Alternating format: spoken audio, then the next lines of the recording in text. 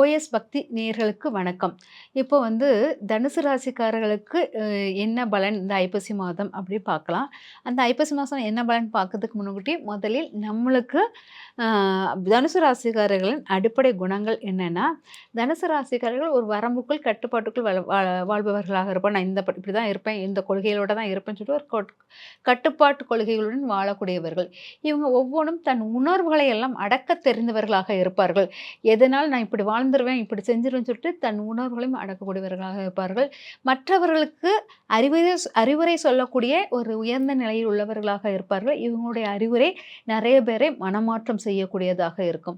அதேபோல் தனுசு ராசிக்காரர்கள் பார்த்தீங்கன்னா, இறை வழிபாடில் மிக நம்பிக்கை இருக்கும். இறை வழிபாடை எந்த ரூபத்திலானும் பெறுவார்கள். அதாவது கோயில போய் தான் பெறணும்னு இல்ல. அவங்க எல்லா இயற்கையிலும் பெறுவாங்க, மனிதர்களிடம் பார்ப்பாங்க. இந்த மாரி இறைவனை எந்த ரூபத்திலும் பார்த்து இறைவனை வழிபடுவார்கள் அப்படிங்கிறத எடுத்துக்கலாம். இந்த மாரி தனுசு ராசிக்காரர்கள் ஒரு பார்த்தீங்கன்னா, தன் சொல்லும் செயலும் ஒண்ணு போல இருக்கணும்னு சொல்லி நெறைய போராடுவாங்க அப்படிங்கிறது. தனுசு ராசிக்காரர்களுக்கு நட்பு வட்டம் சரியாக அமையாது. ஆனா நட்பை நோக்கி ஏக்கம் வேண்டாம் அப்படிங்கிறத எடுத்துக்கலாம். தனுசு ராசிக்காரர்களுடைய தாய் வந்து நெறைய அவமானப்படுத்தக்கூடியவர்களாக இருப்பார்கள் தனுசு ராசிக்காரர்களே. இல்லாட்டா தாயால் ஒரு தாயின் உடல் ஆரோக்கியம் கம்மியாக இருக்கும் அப்படிங்கிற மாரி. தாயால் அவமானம், தாயினால் எந்த பயனும் இல்லை. இந்த மாரி தனுசு ராசிக்காரர்களுக்கு அமையக்கூடியதாக இருக்கும். தனுசு ராசிக்காரர்களுக்கு எப்பவுமே ஒரு தாழ்வு மனப்பான்மையான ஒரு தன்மை இருந்து கொண்டே இருக்கும் அப்படிங்கிறது. இவங்களுக்கு கௌரவம் சார்ந்த விஷயங்கள் நெறைய அடிபடக்கூடியதாக இருக்கும். அதனால கௌரவம் சார்ந்த விஷயத்தை அடிபடக்கூடியவர்களாக இருக்கிறதுனால, இவங்க வந்து ஒவ்வொன்னும் தன்னை வந்து ரொம்ப வருத்திக் கொள்வார்கள் அப்படிங்கிறத எடுத்துக்கலாம். பொதுவாக இவங்க வந்து பார்த்தீங்கன்னா, தன்னை வந்து பார்த்தீங்கன்னா, ஒரு முழுமை நிறைந்தவன் அப்படி சொல்லிட்டு தன் மூளையில எல்லாத்தையும் ஃபில் பண்ணி வச்சுருவாங்க. அப்ப யாராச்சும் ஏதாவது சொல்லும்போது, அத காதுல அவங்களுக்கு வாங்காது. ஏன்னா, அவங்க மண்டையில எல்லாமே ஃபுல் ஆயிருக்குது.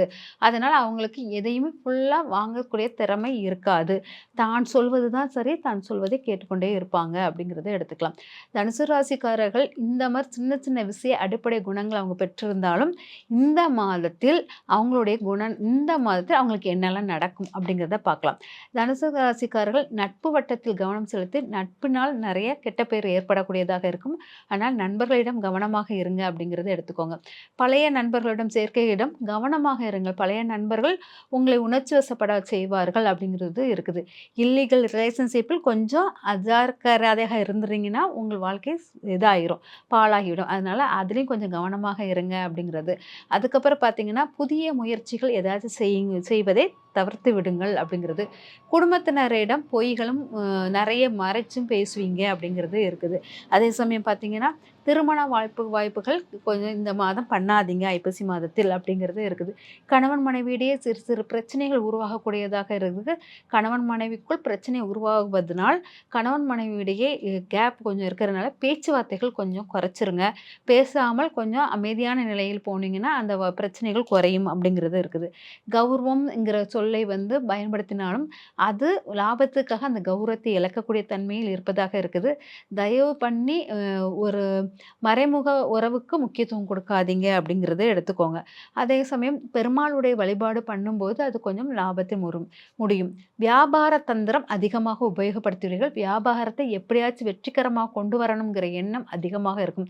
ஆனால் வியாபார யுக்தியாக செயல்படுவீர்கள் அப்படிங்கிறது இருக்குது. அம்மன் கோயிலுக்கு போவது சிறந்த பலனை தரும். அதனால அம்மன் கோயிலுக்கு போவீங்க. அகிலாண்டேஸ்வரி கோயில் உங்களுக்கு மிக நன்மை தரக்கூடியதாக இருக்குது. மனம் வந்து இறைவனை தேடுவது ரொம்ப அதிகமாக தேடும். இறைவனிடம் போகணும், இறைவன் கோயிலுக்கு போகணும் அப்படிங்கிற மாரி அதையே ஆலய தரிசனத்தை தேடும். ஆனால் உடல் ஒத்துழைப்பு கொடுக்காது. அதனால் நீங்க வந்து மனதை மட்டுமே ஆலயத்துக்குள் செலுத்துவீர்கள், உடல் வந்து ஆலயத்துக்குள் செல்லாது அப்படிங்கிறது இருக்குது. அதேபோல் தனுசு ராசிக்காரர்கள் ஒவ்வொரு விஷயமும் நிதானமாக செய்யுங்கள். ஒரு செயலும் உங்களை வந்து நிறைய காயப்படுத்தக்கூடிய விஷயங்கள் நிறைய உருவாகுது. ஆனால் மனம் வந்து உங்களுக்கு நிறைய அழுத்தமும், மனத்தில் நிறைய அழுக்குகளும் சேரும். அப்படின்னால அழுக்குகளும் அழுத்தமும் உருவாகக்கூடிய மனதை நிதானமாக வைத்துக்கொள்ளணும்னா பௌர்ணமி நிலவு வழிபாடு உங்களுக்கு சிறப்பாக இருக்கும். பௌர்ணமி நிலவில் நீங்கள் வந்து நீர் வைத்து வழிபாடு பண்ணி அந்த நீரை குடித்துட்டே வந்தீங்கன்னா சிறப்பாக இருக்கும். முத்து மோதிரத்தை வைத்து முத்து மோதிரம் போடலாம். இல்லாட்டா முத்து மோதிரத்தை தண்ணியில் ஊற போட்டு அந்த மாதிரி குடிங்க. குடிக்கும்போது மனம் வந்து சஞ்சலம் அடையாது, அதிக கற்பனை தளத்துக்குள் ஓடாது. பொதுவாக நீங்கள் வந்து ஒவ்வொன்றும் இது என்னால் முடியாது, இது என்னால் செய்ய முடியாதுன்னு சொல்லிட்டு ஒரு மனதை வந்து ரொம்ப இது பண்ணிக்கிட்டே இருப்பீங்க. அந்த மாரி பண்ணாதீங்க. ஓவர் திங்கிங் பண்ணாதீங்க.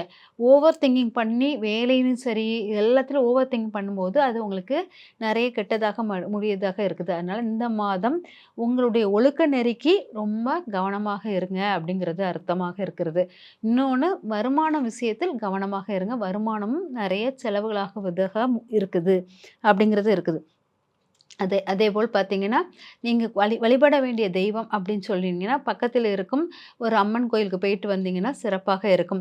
பொதுவாக அம்மன் இருக்கிற இடத்தில் சிவன் அந்த மாரி குடும்பம் எல்லாரும் இருப்பாங்க. அந்த மாரி இருக்காமல், தனித்து இருக்கும் அம்மனாக பாருங்க. தனித்து இருக்கும் அம்மனாக இருப்பது உங்களுக்கு சிறந்த நற்பலனை தரும் அப்படிங்கிறது. நெறைய மஞ்சளை தானமாக கொடுங்க. மஞ்சள் மங்கள பொருட்கள் தானமாக கொடுங்க. தாலி சரடு, மஞ்சள், வெத்தலைப்பாக்கு, பழம், குங்குமம் இதெல்லாம் வைத்து தானம் கொடுக்கும்போது உங்களுக்கு இந்த கெட்ட பேர் அவமானங்கள்லேருந்து தப்பிப்பீர்கள் அப்படிங்கிறத எடுத்துக்கலாம். இறை வழிபாடை ரொம்ப தீவிரப்படுத்துங்க. தீவிரப்படுத்தும்போது அதில் வந்து உங்களுக்கு சிறு சிறு மாற்றங்கள் உருவாகும். இந்த மாற்றங்கள் உங்கள் வாழ்க்கையில் நிறைய வெற்றிகளை கொடுக்கும் அப்படிங்கிறத எடுத்துக்கோங்க. அதுக்கப்புறம் பார்த்தீங்கன்னா, நீங்க வழிபட வேண்டிய தெய்வம்ங்கிறத விட கலர் என்ன கலர் பயன்படுத்தலாம் அப்படின்னா, பிங்க் கலரும், ஒயிட் கலரு எல்லாம் மல்டிபிள் கலர் எல்லா கலரும் பயன்படுத்தலாம். பயன்படுத்தாத கூடாத ஒரே கலர்ன்னா எல்லோ கலர் பயன்படுத்தாதீங்க. மஞ்சள் கலர் பயன்படுத்திங்கன்னா, உங்கள் வாழ்க்கையில் நெறைய தவறான விஷயங்கள் நடக்கிறதுக்கு மாற்றம் இருக்குது. அதேபோல் பிளாக்கும், கிரே கலரும் எக்காரணம் கொண்டும் பயன்படுத்தாதீங்க. இதுவும் உங்களை வந்து நெறைய நெகட்டிவ்க்குள்ள எடுத்துட்டு போகும். அதனால பிளாக்கு, கிரே, மஞ்சள் இது 3யும் பயன்படுத்தாம மீதி எல்லா கலரும் பயன்படுத்தலாம். மீதி எல்லா கலரும் உங்களுக்கு நல்ல நன்மை தரக்கூடிய கலராக தான் இருக்குது அப்படிங்கிறது சிறிதும் ஐயமில்லை. நெறைய வானவில் மாரி கலர்களை பயன்படுத்தும்போது, எல்லா கலரும் ஒண்ணா சேர்ந்து ஒரு ட்ரெஸ்ல இருந்தா எப்படி இருக்கும்? அந்த கலர் உங்களுக்கு மிக நன்மையை தரக்கூடியதாக இருக்கும். அதுபோல் நீங்க பயன்படுத்துற கடவுள் இறை வழிபாடு மிக முக்கியமான வழிபாடு. நீர்நிலையில் இருக்கும் பிள்ளையார் வழிபாடை சிறப்பாக எடுத்துக்கோங்க. அந்த பிள்ளையார் வழிபாடு உங்களுக்கு மிக சிறந்த மாற்றம். அதாவது ரொம்ப டிப்ரெஸ்டா, தனிமையா இருக்கிற மாரி ஒரு ஃபீல் குடுக்குற விஷயத்துலேருந்து உங்களுக்கு மாற்றம் கொடுக்கும் அப்படிங்கிறத எடுத்துக்கலாம். சிறு சிறு மாற்றங்கள் உங்கள் வாழ்க்கையில் நிறைய வெற்றிகளை தரும். அந்த வெற்றிகள் உங்களுக்கு வளமாக்கும் என்பதில் சிறிதும் ஐயமில்லை. நன்றி, வணக்கம். இந்த நிகழ்ச்சியை பற்றிய உங்கள் கருத்துக்களை கீழிருக்கும் தொலைபேசி எண் மற்றும் மின்னஞ்சலில் தெரிவிக்கலாம்.